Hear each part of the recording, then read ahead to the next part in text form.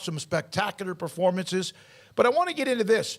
The question of parity in college football. We know about the NFL. At one point last week, entering the last week, the 5th week of the season, 24 of the 32 teams were either 500 or worse.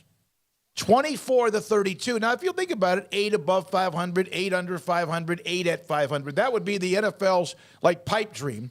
But 24 of the 32 teams were 500 or worse. That's parity. We know that. We see that 1 year up, 1 year down. College football's never really had much parity, although we're seeing much more. Do you think we're leaning? Is there a trend towards parity in college football when we have spent the offseason talking about super conferences and others bolting away to have their own toys and play with them by themselves? Well, what created parity in the professional sports? Free agency certainly did a little bit, when guys could walk out the door, so that created some parity. Well, college football has free agency now, which is much more unencumbered than professional sports free agency probably ever was or ever will be. And so there's free agency now in the transfer portal, and that you can go there anytime you want and go anywhere you want. So that's keeping some of the depth that teams had. Even if you're going to be the third string tight end at Alabama, if you don't like that, you can go start at Arkansas State. And Arkansas State's better because they got a kid who was good enough to at least be on the team at Alabama. That creates a little bit more parity. That makes teams more dangerous. A team like Marshall has all these transfers from all over the place. They can go toe-to-toe and beat a team like Notre Dame, where that would happen once in a while before. What else creates parity? We're looking at it here in the next couple of years. An expanded playoff will create parity because more and more teams will have an opportunity. Now, there will be the superpowers who always win, the teams that are better at things. That's the same in pro sports, too, that you have certain teams that are always towards the top. But, yeah, I think there's more parity now. There's some separation between the top 2 or 3 all the time, but down the bottom, I think it's more parity for sure.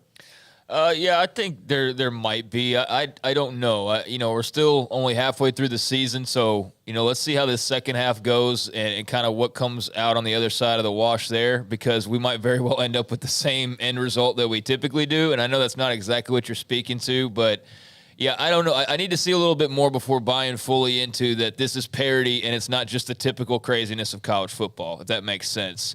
I do think there is more room for parity.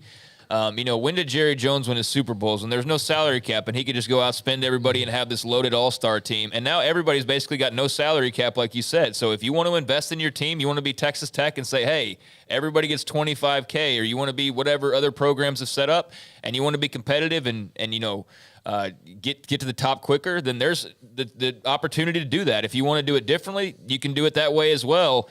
And I just think you're seeing a bunch of different people in a time in college football where so much is changing and so much is available and so much is on the line too. When you look at realignment and kind of the fear of what that brings and what, the new conferences might bring, I think everybody is, at their best right now, trying to throw everything that they can at everything that they can to try and be as good as they can. And so I think there's a combination of factors that are leading to what has so far been a very parity kind of filled first half of the season. But even still, we are looking on the other side of it, and it's still those same teams that are on top as of right now. So I'm curious to see how it goes the rest of the way, but it's been entertaining, that's for sure. I don't know if it's something that's a new trend in college football that sticks around for a while.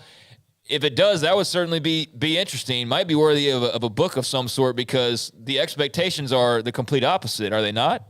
That there will be, in fact, less of that, because there will be a couple conferences that are making so much more money than the others that I guess you could, in theory, have parity in those conferences. But if you're making $100 million to somebody else's 40, then I don't know how much parity you're really going to get outside of just the occasional, like, a better coaching matchup, got you the victory. But yeah, there's some signs of it, but I'm not fully on board with the idea of it being a thing just yet. Well, and look, the $100 million to $40 million is certainly a thing that's going to skew in one direction, but also, you can maybe hand Northwestern $100 million a year. Does it mean that they're still going to be as committed to football as Ohio State would be, or is that just money they're going to take and run and still do what they do? Look, Vanderbilt gets more money than Baylor does, but Baylor's obviously more committed to winning in football than Vanderbilt is, sure, for whatever reason. So, it's just sometimes it's not that they get the money, it's what you spend the money on. And so, yeah, I don't think that means like, all these sudden these teams that don't care about football as much as the others right now, they'll take their money and appreciate it,